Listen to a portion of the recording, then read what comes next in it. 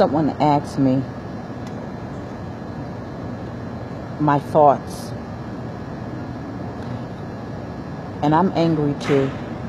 I'm angry like the majority of us who are witnessing heartache after heartache. The black man is not respected. He is feared. I'm going to say that again. The black man is not respected. He is feared. And so, as a result of my brothers being gunned down, it is simply because he is feared. Now, we could point fingers and we could talk about accountability, but I'll let you all argue among yourselves. But as I sit and I watch CNN and I look at how people are taking it into their own hands and they're taking lives, you cannot allow Peter to pay for Paul. I'm angry too.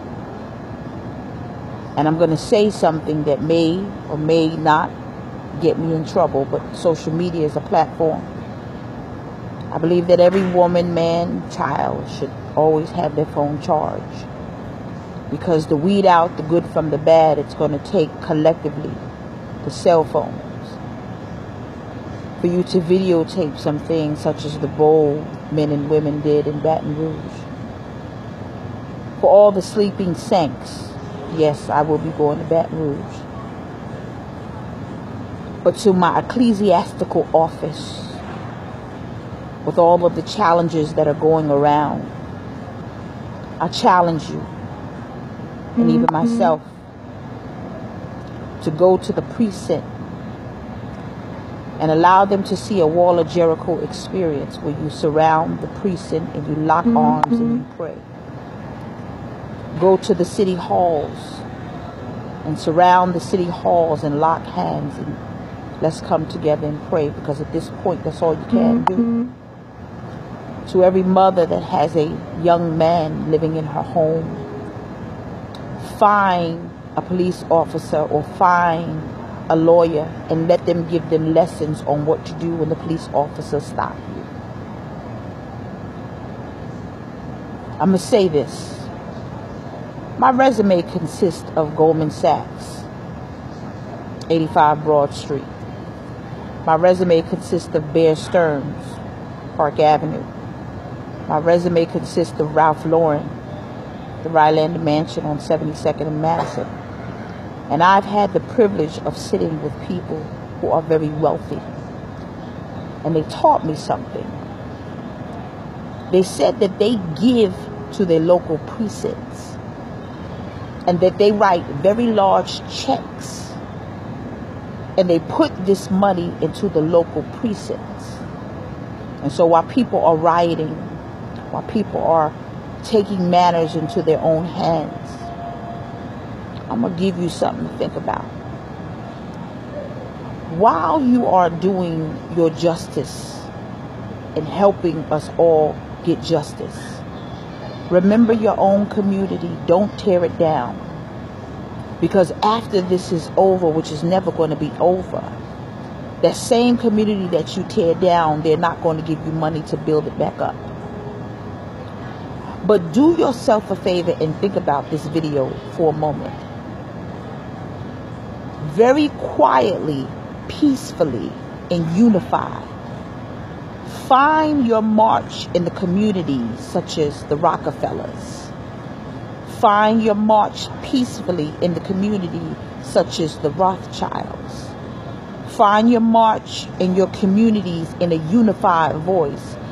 In the area in which they are writing those very large privately funded functions, and they're privately funding their uniforms and privately funding the beautiful cars and privately funding the beautiful precincts to go up, and they're writing grants because they pay to make sure that their communities are quiet.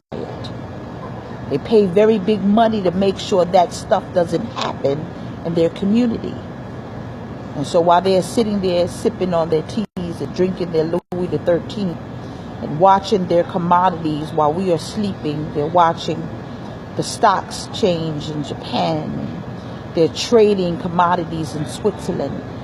And they're looking at their hedge funds. If they could hear the stomping of Timberlands and J's or whatever shoe you choose, and they realize that somebody is marching in their communities, very quickly they will pick up their phones and they will call the local precinct and say, we pay good money to make sure this does not happen here. If y'all don't get this under control, I promise you I will stop my funding for coming into the local precinct.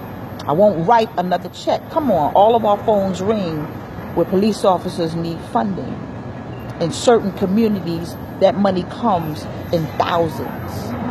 And so they'll pick up those phones and they'll call the local sheriff, and they'll call the lieutenants, and they'll even call some judges and say, if y'all don't stop this noise right now, I don't care what you got to do, but this doesn't happen here. I paid for me and my family to walk in the neighborhood and be quiet. I paid for my wife to go to the grocery store without hearing this noise. I paid for my kids to go outside. We're not used to this. But we march in our communities where we're used to hearing gunfire. We used to hearing we shall overcome. We're used to hearing that noise, but they're not used to hearing the noise. Don't go there rioting and looting and throwing things. Be a unified voice and go into the communities where they're writing big checks and they're getting private funds and grants, and you have a voice. And I promise you, they will call the local precincts and say, if y'all don't fix this and get these police officers training, because they need to be trained. Because in the urban community, some things that we know as just our regular language, disposition, and body language, other police officers that are the same color understand. But because the black man is feared and not respected, a gesture is considered a threat. Teach your sons to keep their hands up high and don't even state anything but yes sir. I would like to go get my wallet, sir. May I do that, sir? I'm going to do that. Let him speak very loudly, because we're living in a community where cell phones are capturing things that the quiet voice no longer can keep. And teach him to say, yes sir, I am getting my wallet. I would like to go in my pocket. May I do that, please? I'm asking you. May I go get my wallet, please? I'm keeping my hands up. I am not armed. Let his voice be heard, because we've got to learn to educate our young men. And so you got to understand that people don't move unless you hit their pockets. And so we can yell, we shall overcome, and we can march. And even myself, I'm going to Baton Rouge. I already told my husband I was. You got to hit the pockets of people, because they don't listen unless you hit the pockets. And if you march in the area where the Rockefellers live, if you march in the area where the Rothschilds are, if you march in the area where there is money that you don't even know that folks have, or you go to a college campus like Oxford, Harvard, Yale, Brown, and you start messing with the money, they will promise you that they will stop it right now. They will call the local precincts. They will call the judges, because you got to realize these people are their friends. And so when they are hitting their tees and their birdies and their bogeys on the golf course, we're marching in an area where they don't even hear the noise. They don't hear your gunfire, because it's quiet where they live. They can see the stars because they pay to have it quiet. The noise that we hear, their families aren't used to that. But when you march in a unified form, without looting, rioting, but let them hear your feet marching, they will call their friends, the judge, and say, I'll pay to have my community quiet. Y'all better fix this. I promise you, I won't put another penny in that precinct. Didn't I just pay for your precinct to be built? My family's name. You don't go into the precinct and see the families' names on the walls that contributed. Pay attention. Do it the right way. The wrong way is going up on a rooftop shooting officers who really have a heart to protect the community.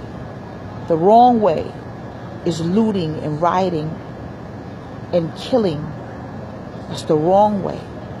The right way is to hit them in the pockets.